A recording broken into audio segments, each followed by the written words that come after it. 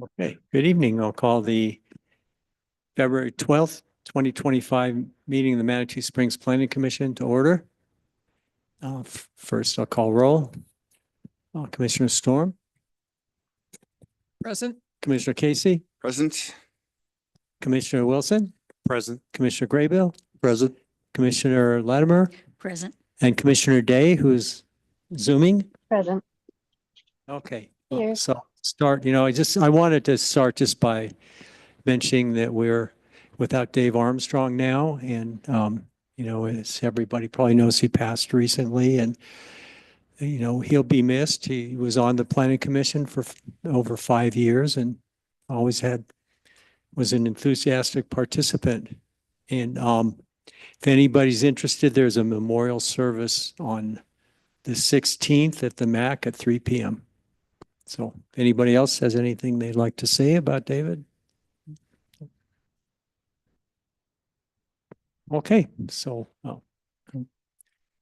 moving on. First item we have would be public comment on non-agenda items. And at this time, if anybody in the audience would like to make comment on something that's not in our agenda tonight, now would be the time to do so. Yes. I just saw you step to one of the microphones, push the little speaker button and get like within about 3 inches of the mic. And Does that work? yes, a little closer. Okay, closer. I just want to introduce myself. I actually applied for an alternative position on the board. My name is Frank DeLay. And so I just, I'm just here observing the meeting. Great. So- That's, I was remiss not to call you and invite you. I just been distracted, but I'm glad you showed up. No worries. Thanks a lot. Sure. Okay. Anybody else? Seeing no takers, we'll move on. The next item is approval of the December 11th minutes of the meeting. Any? Motion to approve. I'll second. Okay. Okay, so if there's no comments, then all those in favor, say aye. I believe there'll be one abstention. Or two abstentions, actually. So 5 of us were in that meeting. Okay, so now we'll move on to the business portion of the meeting. And I'll start just by describing the process we follow. I'll call an item for consideration, and planning staff will describe what the request was and any findings they have. Following that, we'll allow the applicant to speak, and if we have questions for them, we'll ask what we need to know.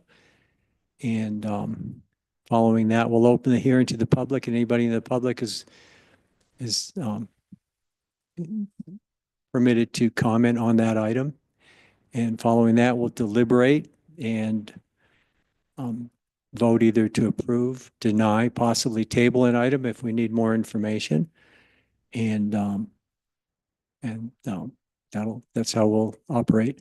So before we start, are there any conflicts or ex parte contacts to disclose? Now, seeing none, we'll move on. The first item of new business is major temporary use 2501.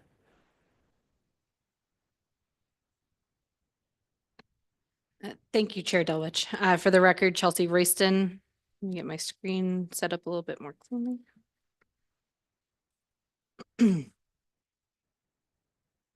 Okay, major temporary use permit application 2501 is for a temporary use permit of a temporary parking lot at 101 Higginbotham Road.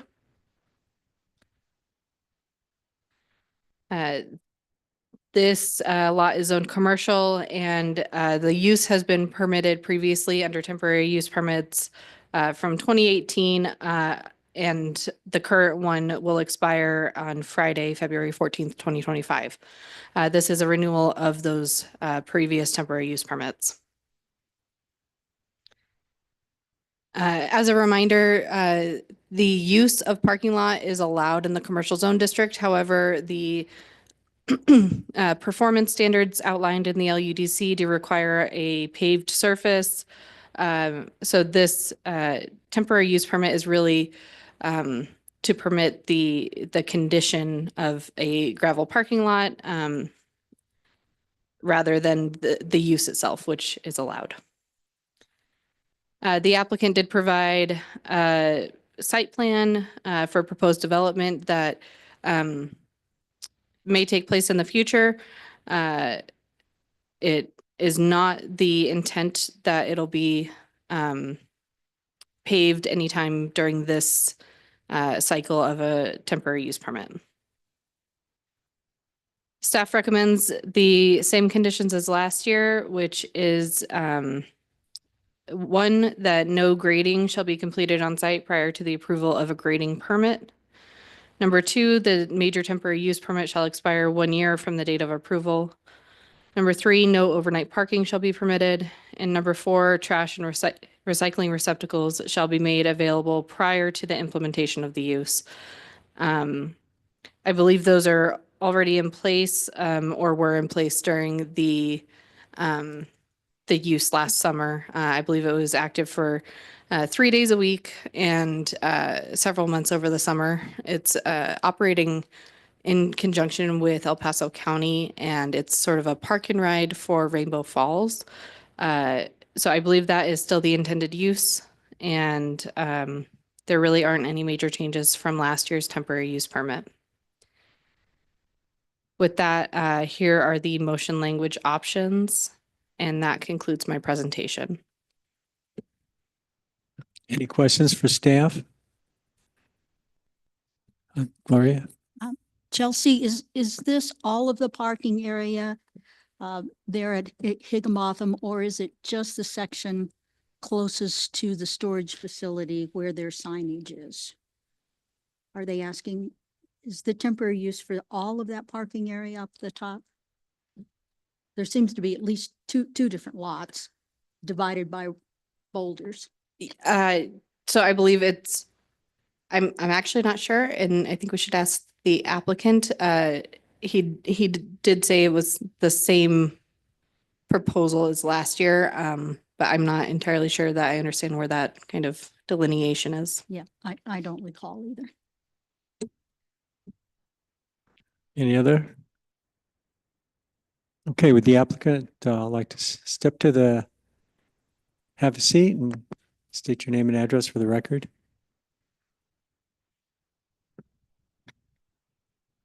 Greg Wellens, Adventures Out West, 925 South 8th Street, Colorado Springs, 80905.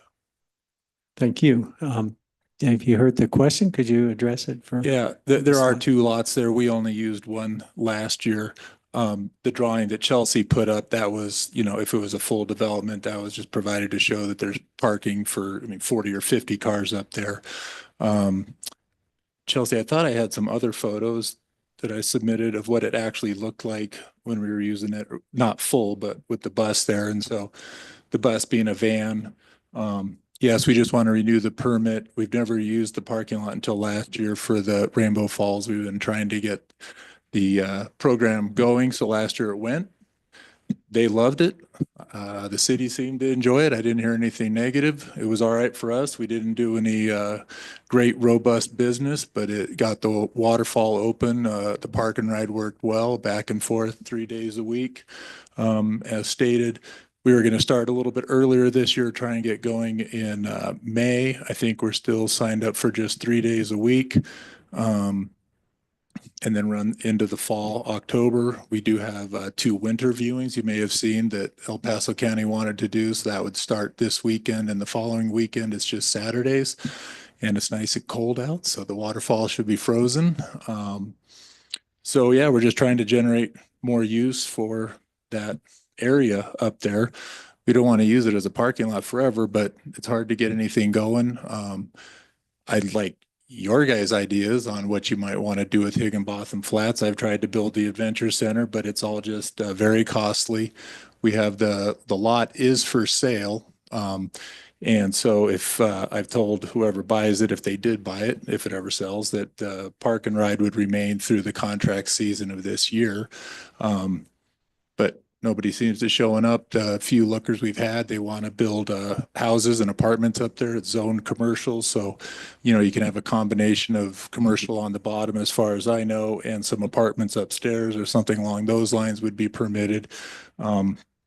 Trying to explain that to the guy who wants to build condos doesn't understand. But so, that's the direction we're kind of going with it. This is a temporary use, so I can keep generating some revenue and make a mortgage on this thing, support the city and support El Paso County and get Rainbow Falls open. And we like the partnership, and we're going to try and develop some more uses during the week that we can get going. Maybe some other special showings like this, winter waterfall, working with El Paso County as well. So, would we want to park more cars there in both lots? I don't know, but we only have the one set up, and I don't think it was ever full. There was a couple days it was full.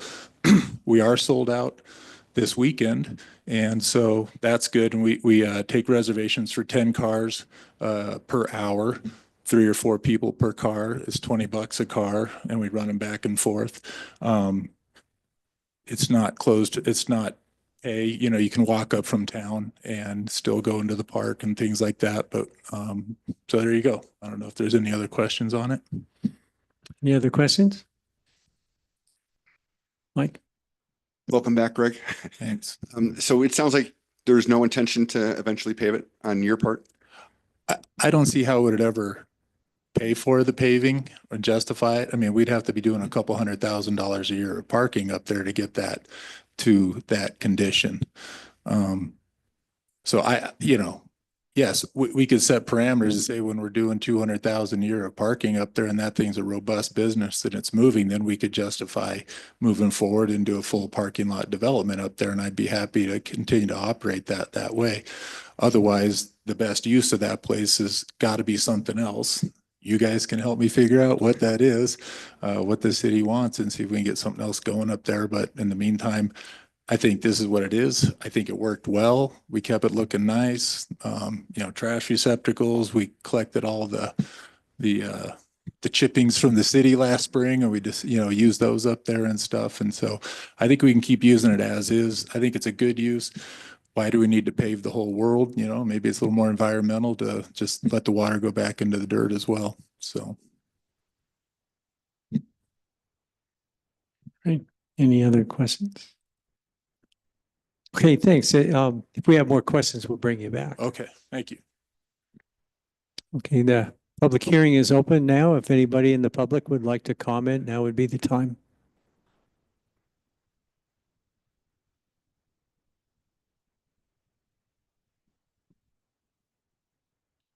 I don't see any hands raised online. Okay. I don't see Megan. Is she on a phone or?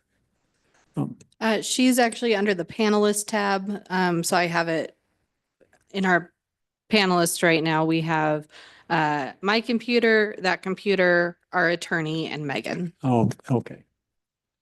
Okay, great. Okay, so the hearing is now open to the public. If anybody in the audience would like to comment, and it looks like there are no takers, so we'll close the public comment portion and we're ready to discuss, or if anybody's ready to make a motion, that would be the time. Steve? It's a little like Groundhog's Day. Is this just how it's gonna work from now on? Every year he comes back and That's not it's his choice and the discretion of the planning department if and when they feel that they need to do something more formal. Right now, since it's sort of in flux, it seems like the reasonable thing to do. okay. Are you ready to make a motion? She is. Oh. I can make a motion. I Okay. support it. I mean, you understand it's not making a ton of revenue for him. We've got use for the chips. Gets people to see Rainbow Falls. I'd support it. I'd make a motion to approve MJT 2501 with staff recommendations. I'll second it. Okay, if there's no more discussion, then all those in favor, say aye.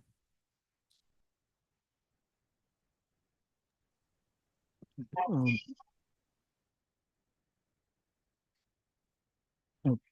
Sorry, Commissioner Day, could you say that again? Thank you. Okay. Okay, thank you. So the motion passes 7-0, and we'll move on. The next item is minor subdivision 2501 and variance 2501.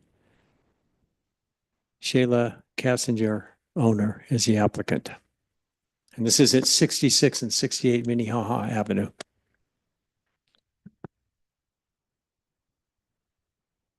Thank you, Chair Delwich. So hold on, let me get my screen back. We do have the owners online. So when we're ready, I will unmute them and Just a second, are they on video? Is there any way we can rearrange the screen? This is kind of lame not to be able to see the person who's the applicant. so I can go through my presentation and then I really do think the visuals will be more helpful in this one. And then I can unshare and again, the applicants will be able to speak. I can promote them so that they can Okay. Okay. become Good. visible, but I can't guarantee that they will. Okay. So.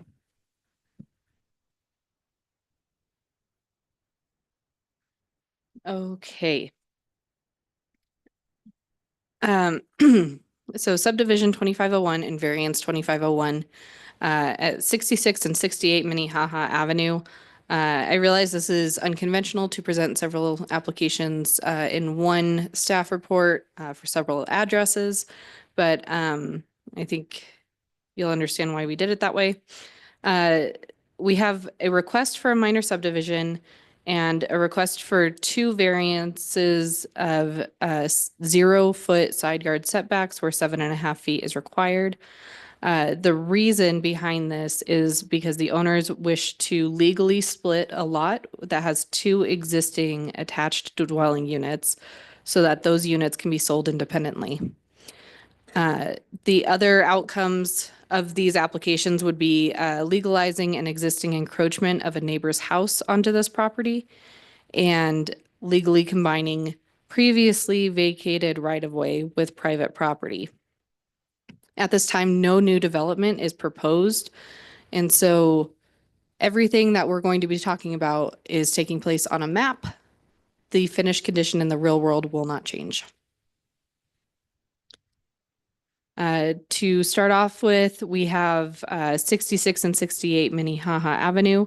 They are a single-family residential unit at 68 Minnehaha, which is on the left in this picture. And on the right is a garage apartment, which is another single household residential dwelling unit. These 2 structures are owned by one family, and they wish to separate them to retain ownership of one of the structures and to sell the other. You can see the property on the left of the screen and see where those footprints are in the red squares. They're abutting the Minnehaha and the right of way, excuse me. So the minor subdivision, what we have now is one parcel, it's orange, and they want to separate it into red and yellow. So this is where the new property boundary would be drawn on the right of the screen, and it would be drawn right in between those 2 existing dwelling units. The variance requests are, again, because these are attached to one another via the deck that you can see in this photo. The deck exceeds 8 feet in height, and therefore it is considered a structure through Pikes Peak Regional Building Department. And that's kind of what gets us to the 0-foot setback. The proposed property line, excuse me, would be drawn right at the southwest exterior wall of 66 Minnehaha. And the deck, which spans the distance between the two structures, would be the 0-foot setback on the 68 Minnehaha side. One day I'll figure out how to show graphics on our projector where you can actually see it. But there is a line in green on 66 Minnehaha side showing where that 0-foot setback is, and in blue on the 68 Minnehaha side showing where that setback is. As I mentioned, there are other outcomes of this application. One would be that they would also create Tract A, which would legalize an existing encroachment where their neighbor's house extends onto their property. Excuse me, extend onto the subject property. And then Tract A would be conveyed to the adjoining property owner so that this encroachment essentially goes away. Another outcome would be to combine previously vacated right-of-way, which is here, the purple shaded area. That was vacated back in 1984 to allow these properties to exist. They were built in the right-of-way, and a series of variances and that right-of-way vacation was approved in 1984 by the Planning Commission and City Council. However, that vacated right-of-way was never formally combined with the private property. And so through this minor subdivision, that would all be sort of cleaned up and presented then as just the two private properties. So again, that's already kind of gone through. This would just be combining those lots. A little bit closer view of the setbacks with that deck that spans the two structures.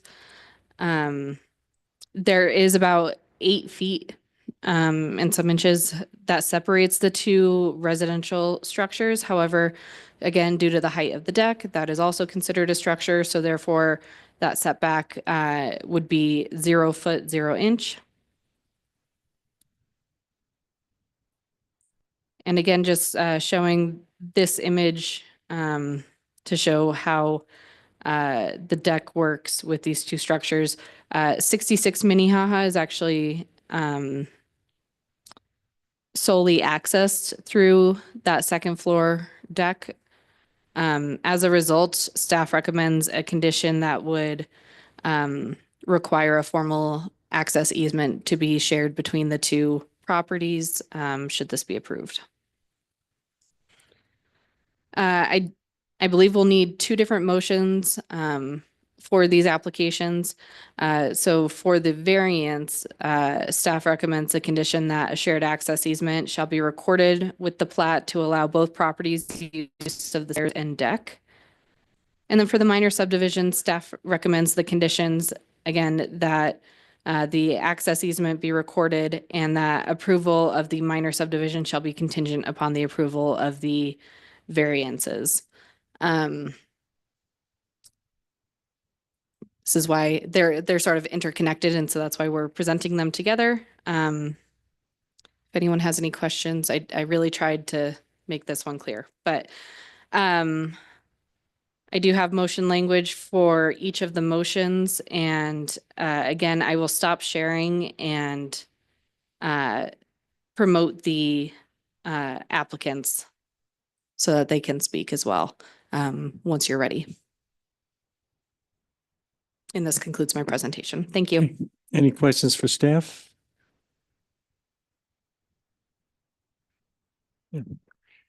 Yeah, I'm curious, in the findings for the 4 criteria, was that the applicant's language or your language? For which, Okay, there's, let's see, this would be on page 38. 37 and 38. Variances must meet a minimum of 4 of the following criteria.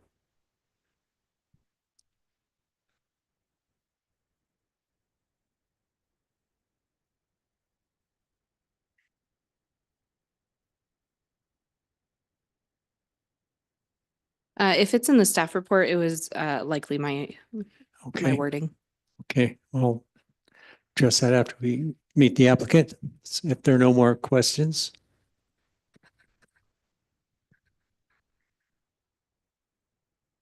We'll just give them a moment while they accept the panelist promotion.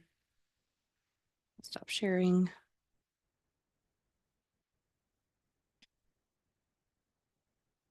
And then, hold on just one moment.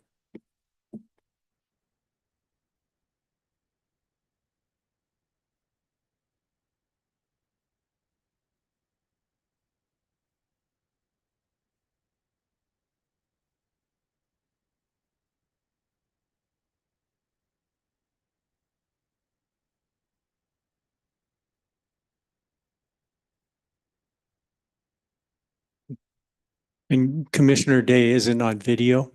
Is that correct? That is correct. Okay. Okay, could you state your name and address for the record? The applicant,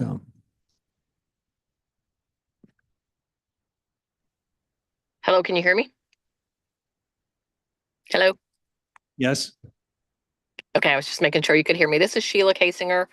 My address in Colorado is 105 Rock Road, Manitou Springs, 80829. I own the property with one of my sisters. It's been in our family for over 70 years, and we are just trying to make it work so that we can. It was left to 2 of us, and we're trying to make it work so that one can sell a portion of it and the other can keep a portion. Both houses have alternate accesses. They're just not accessed by the deck. There's a front door to the garage apartment, and there's a downstairs entrance into the 2-story apartment.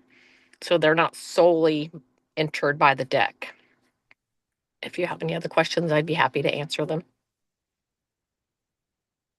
Any questions for the applicant? Another thing that I do want to add, the piece that we're trying to keep is the garage apartment.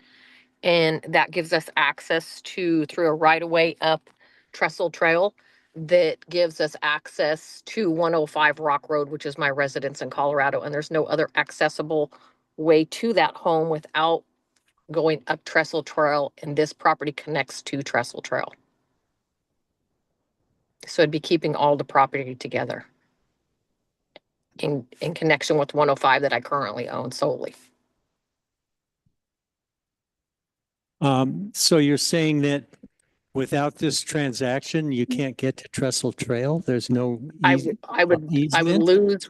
Well, so I would lose when, if we had to sell both properties, I would lose the connection to Trestle Trail. And I don't know if legally then I lose the easement up Trestle Trail. I'm not quite sure how that works with Manitou Springs. Well, that's a private Different matter. situation. I Okay. mean, if you own both properties before you do this, you could create an easement, I believe, between the 2 properties. And then, Well, there is. so that's there is- really an issue we're here to debate. So thank you. Anything else you'd like to add? I don't think so. Thank you so much. Any questions for the applicant? Okay, thanks. If we have more questions for you, we'll bring you back. Okay, thank you. Okay, we're now at the public comment portion of the hearing. If anybody in the audience would like to comment, now would be the time. Okay, I see no takers, so I guess we'll move on to, Alan, I was just wondering, was there any public comment at all? no. No, there was no public comment Yeah. and I don't see any online. Okay, so I'm going to start the discussion here. I'm a little confused. You know, I going to page 37 of the staff report. I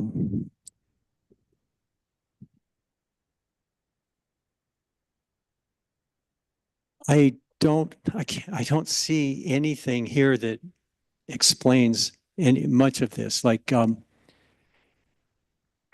notion that number two, there are no design alternatives that would allow reasonable use of the land or structure. Could you explain to me that one, Chelsea? You say no additional development is proposed. What does that have to do with reasonable use? Isn't having a house and an ADU reasonable use of the property? Can you explain how that's not reasonable use to me? I don't see it.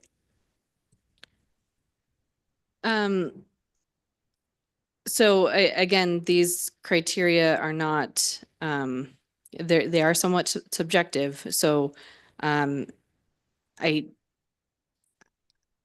don't know that I can convince you. However, I will state that with a property of this size, they would be able to get, I think it was 8 dwelling units on that amount of land. However, they have 2 dwelling units. One is not technically an ADU. So I don't, this is the way, this proposal is the only way to split these 2 properties as they want to do. And it's kind of, what do you deem reasonable use? Is it having the ability to do with your land what you wish, or is it just to have what already exists there? So unfortunately, I can't really clarify for that one. Okay, well, if you wrote this, you have, it's like, I would submit that it's pretty cut and dried if there's reasonable use to say that, yes, the lot is large, but it's mostly unbuildable. The staff report even says that, just the fact that the lot size would support higher density if it was buildable, that does not mean that rationalizes this isn't reasonable use. My next question is on, I mean, some of them are no brainers, but number 4, the need for the variance is not the result of actions of previous property owners or an act otherwise self-imposed hardship. The answer, the structures were both constructed several owners ago and do not meet minimum separation distances required to meet minimum side setbacks. To me, that is the textbook definition of self-imposed hardship. Explain, enlighten me if that's not the case. I don't understand. So my understanding is that these were built prior to the 7.5-foot setback requirement. So that we're imposing a modern setback on structures that predate that requirement, I don't believe is a self-imposed hardship. Again, this is my interpretation as the planning staff on it. We've gone through this with several variances where it doesn't seem like staff can, I guess, really view it as cut and dry, because that's not typically what variances are for. They're for exceptions.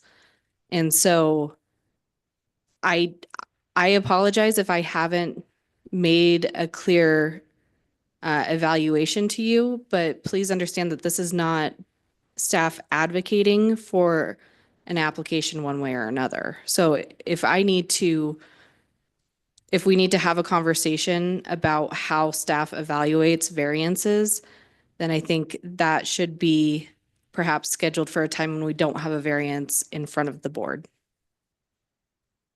I'm just trying to clarify. I'm trying to understand. I see 4 criteria that need to be met, and I don't see them. Are there any other? I'll move on if anybody else wants to.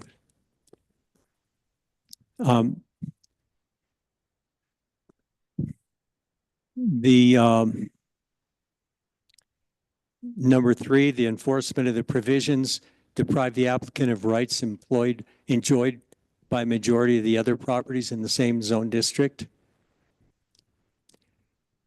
I don't understand, um, I don't understand the language there. The current configuration of 2 detached dwelling units is also legal non-conforming. Accessory dwelling units are not currently permitted per the LUDC. Granting the setback variances and approving the subdivision would separate these 2 units, would bring them into compliance with the LUDC. I would submit they are in compliance right now as existing non-conforming uses. Our code covers that. They're in compliance. So I don't understand that argument either. I'm at a loss for, I'd like to be able to support this, but I don't see how we can support this and then not let anybody who has an ADU on their property throw down the same argument. And I don't think that is the intent or the purpose of our LUDC. I think we've gone through a lot of work to try to get something that is defensible and objective and has criteria that can be analyzed. So I'm through with my thoughts on this. I do think that the separating factor in my mind is that this property is able to meet dimensional requirements with their property. So each has the minimum lot size and the minimum lot frontage. And a lot of the legal non-conforming existing ADUs in town would not be able to meet those requirements and therefore would need, again, additional variances. So I do understand what you're saying where variances are not, you don't want to be handing them out all the time, but I do think when this isn't changing anything in the perceivable world, this is all on a map. I would argue that there are, I guess, different sort of, I'm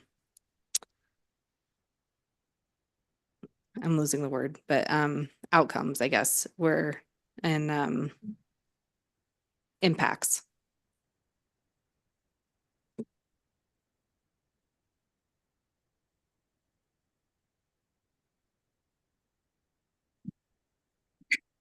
Fred, do you have an opinion on this?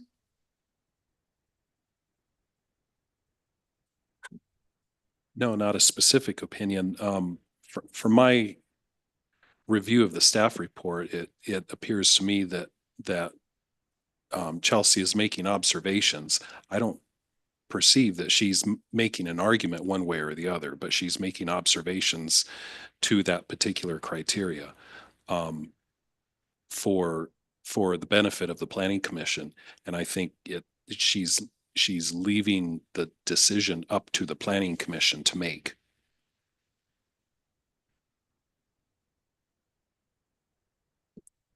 It's just for clarification, I wasn't trying to argue. I was just trying to seek clarification.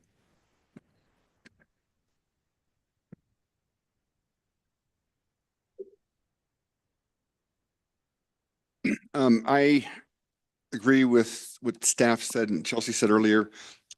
Our role is to look at these applications on a case-by-case basis. Our job is exceptions. No 2 are going to be the same. That's why we exist.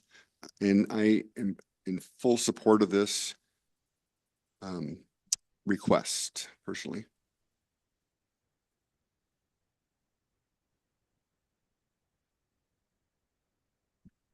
I have to agree. I think the fact that we have a variance system shows that the code can't always be perfect. And that's why we have variances. So using the code to try and defeat a variance sort of defies the idea that it doesn't fit every situation.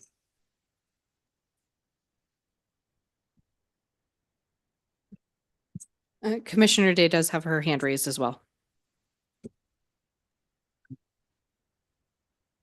I see this as another example of many properties and homeowners in the historic districts where their properties were built before this land use development code, and it's been superimposed upon them and placing a hardship on them for the very unique ways in which these homes are built and in a very unique topography and road layout. So I am in support of this as well. I think it's a hardship to require these kinds of superimposed land use codes in this case.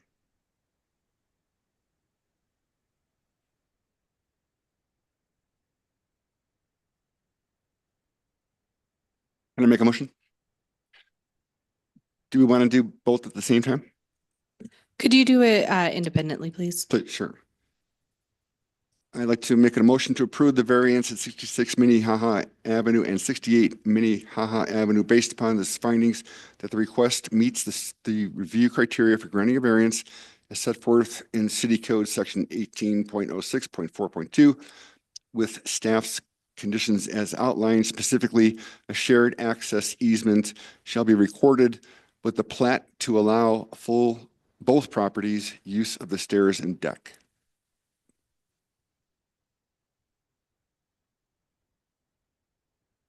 When the homeowner spoke, she said that access, there was alternate access into both properties. So is that really required?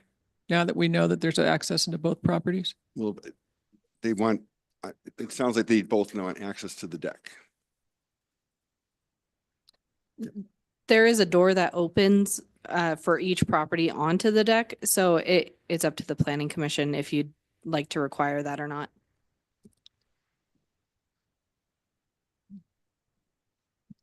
I'll second that.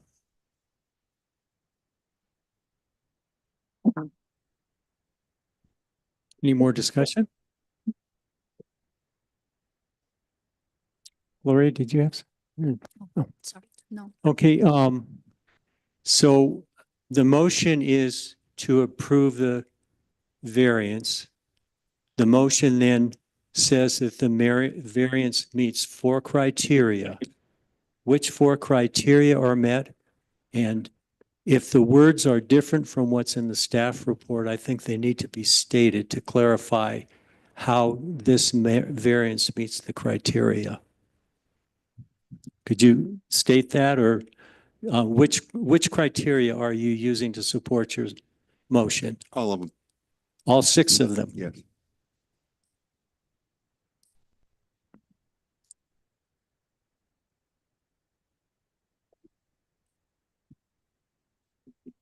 All 6 of them? I don't understand.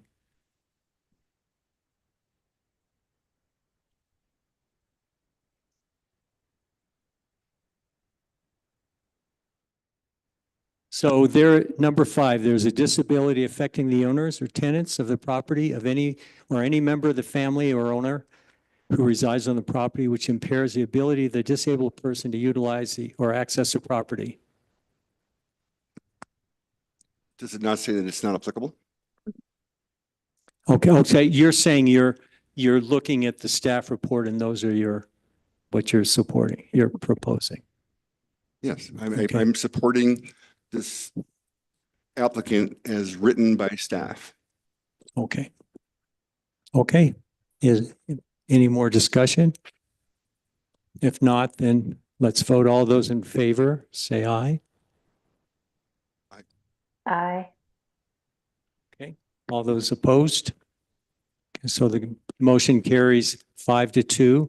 Commissioner Storm and I in the negative. We'll move on to the minor subdivision.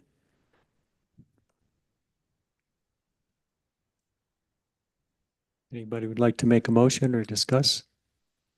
I'll make a motion to approve minor subdivision 2501 with staff recommendations, including the access easement. Second, Okay, there's no discussion. All those in favor? Aye. Oh, and I'm in opposition, so the measure carries 6-1.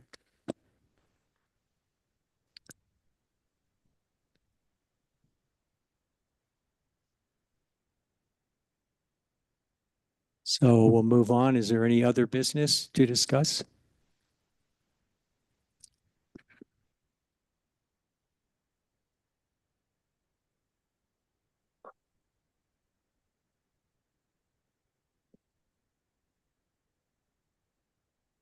No, I don't think we have any other business to discuss. But stay until 6 o'clock for the working session with City Council for Plan Manitou 2.0. Okay, so motion, meeting's adjourned.